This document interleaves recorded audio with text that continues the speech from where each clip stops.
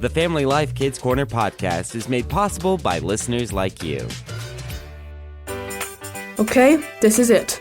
This is what, Travis? No joking and fun going on today, Joel. This Kids Corner is going to be serious.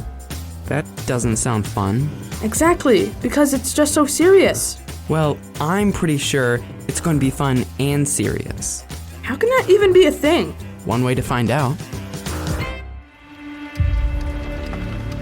Dark City, the home of criminal masterminds of questionable sanity. Who will stand up to these forces of unbridled chaos? Who dares fight in the shadows?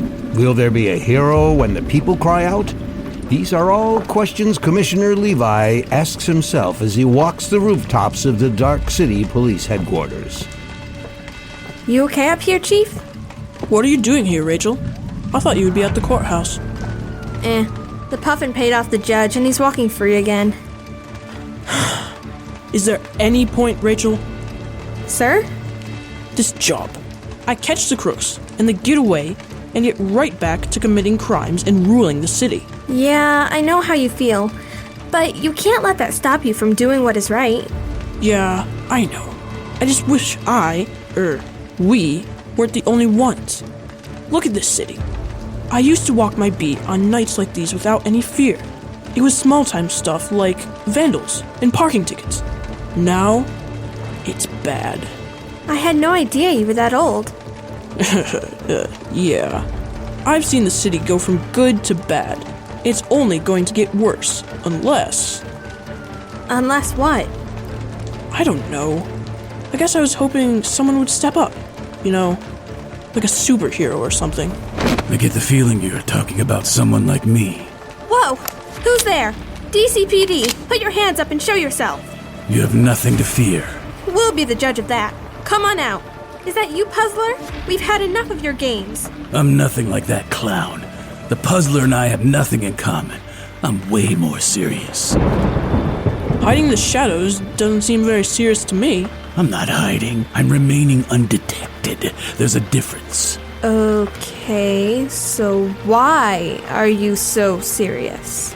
Because this city is in serious trouble. Because the jokers behind the crime in this city seriously need to be put behind bars. Because I'm seriously willing to do the backbreaking work of keeping the peace, like this city deserves. Well, we could seriously use the help, if that's what you're offering to do.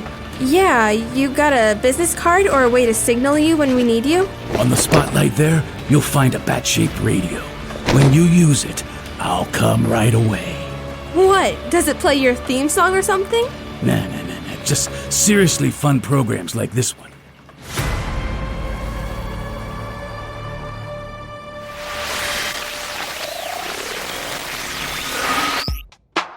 Hey, Mr. Brian.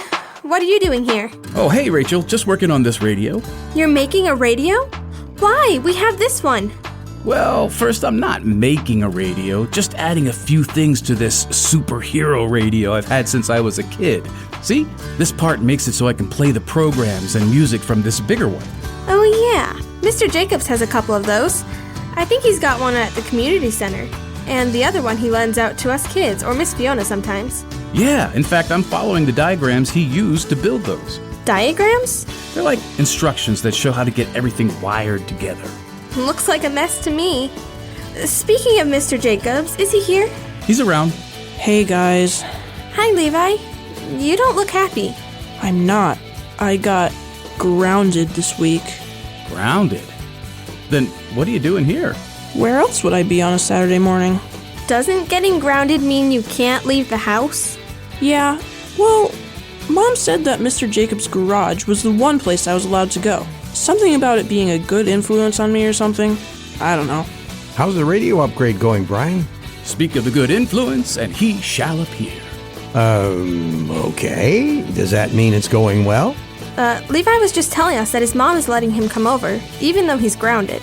I think she wants me to learn a lesson or something. Well, that does happen here from time to time. Speaking of learning stuff, would you be able to look this over, Lionel? I want to make sure I'm following the diagram right. Sure. Let's see what you've got over here. But what about the lesson? Come on, Levi. Let's listen to the radio. Maybe we can learn something there.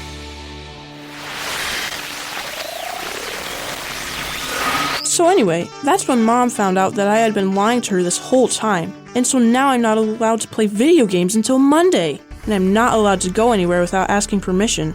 I see. Wow. I'm guessing you'll never do that again, huh? I guess.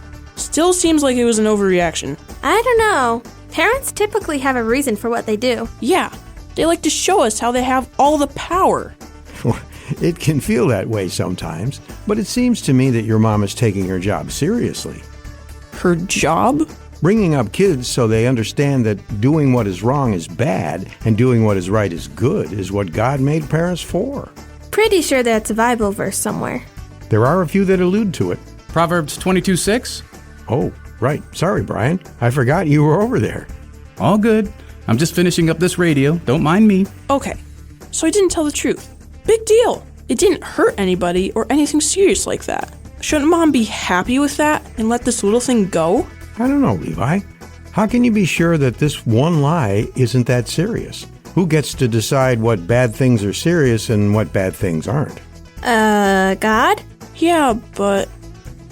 Okay, so it's something God doesn't like. I get that. And I want him to be happy with me. But why does it matter? Didn't he already pay for my sins? That's what the whole thing with the cross and stuff was about, wasn't it? Yes. Why does the wrong that we do matter if Jesus has already paid for it? What do you think, Brian? Me? Just because Jesus died on the cross doesn't mean we can just do whatever we want. That's what it says in Romans, anyway. Romans 6. I think that whole chapter is saying since we've been forgiven, sin doesn't have any power over us anymore, so we need to live for God instead. Something like that, anyway. Pretty much. Another passage is John 14, where Jesus says that if we love God, we'll keep his commandments, because by doing so, we're putting him first in our lives. Okay, but what's going to happen if I lie, for instance? Is God not going to forgive me and punish me or something? I mean, if you don't turn away from doing what is wrong, are you expecting him to just be okay with it? I think we might be coming at this from the wrong angle. God doesn't tell us to do things his way for his own happiness. His commands are his way of showing his love for us because he knows that our sins ruin everything. Do they, though? One little sin can ruin everything? They kind of did in the Garden of Eden. And boom goes the dynamite. Huh? You know what? I have a script that's about this topic that might help explain. Sound good? That sounds like fun. Yeah. I'll be right back then. And I'll test out my newly crafted portable radio. Let's see if this thing works.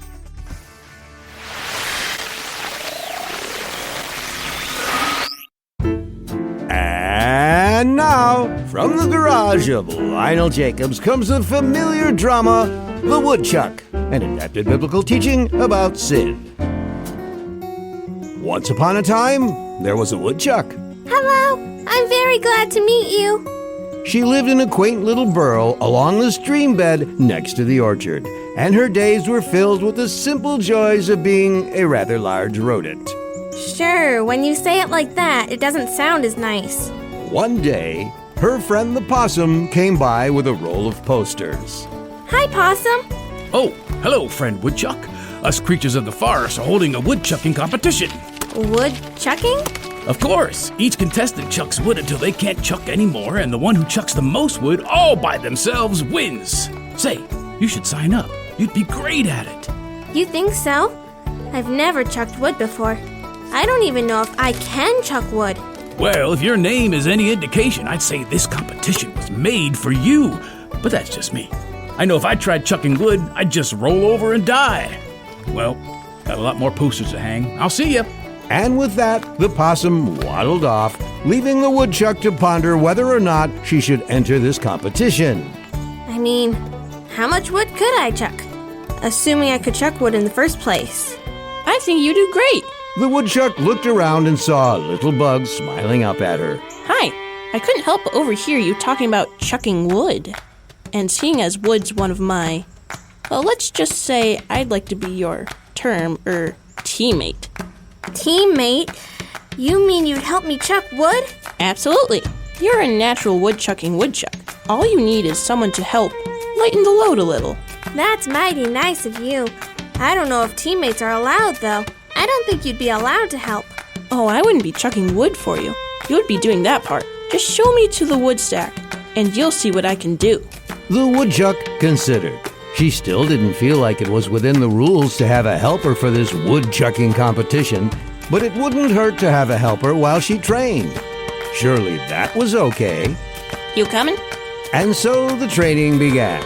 And as it turned out, the woodchuck was actually quite capable of chucking wood. What did I tell you? You're a natural.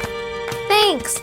I can't be sure, but it does seem the longer you help me, the lighter the wood becomes, and I can toss more of it. I told you, I can't wait for the day of the competition. So much tasty, sportsmanship. It wasn't long before the day of the competition did arrive. The woodchuck took her position next to her tarp-covered wood supply. All right, buddy. I'm just gonna sneak under here. You have a good competition. Thanks. Is this... Hello. Welcome, forest critters and waterfowl, to the first ever woodchucking contest. When I give the signal, you may begin. On your marks, get set, chuck!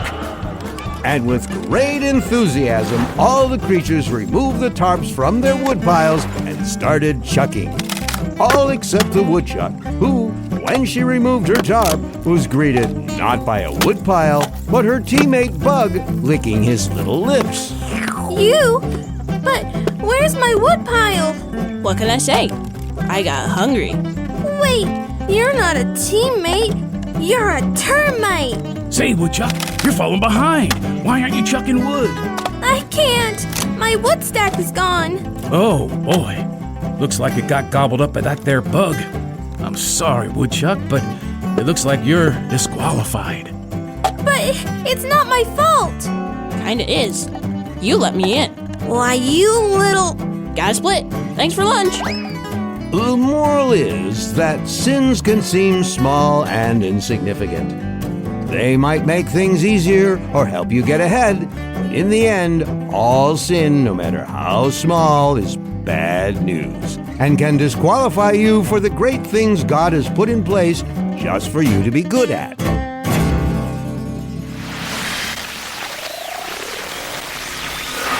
Sounds like your radio is working fine, Brian. Yeah, it looks like if you follow the instructions, somehow things work out. Thanks for sharing your plans with me, Lionel. They really helped. Glad to. Mr. Jacobs, did you mean what you said earlier? I think so. You're going to need to be more specific, Levi, but I tend to mean what I say. What's bothering you? That whole part about if we do the wrong thing, sin.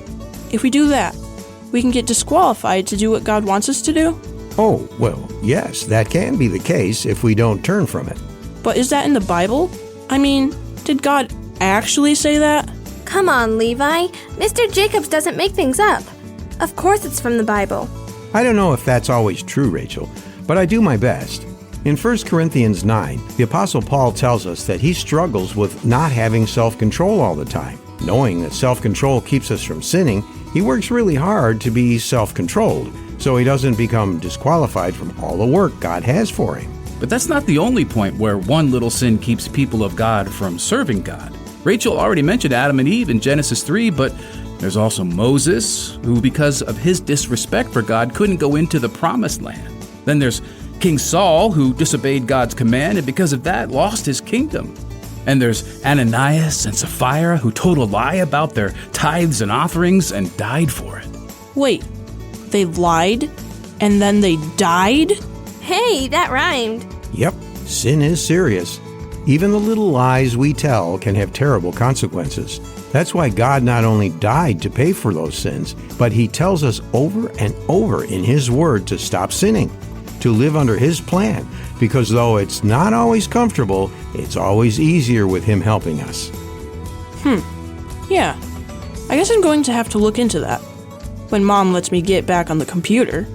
Or we could look it up with, a Bible. But where do we start? Mr. Jacobs mentioned John 14 earlier. Let's go there. Sounds like we're done listening to programs? Yeah, I guess so. I'll turn off the radio.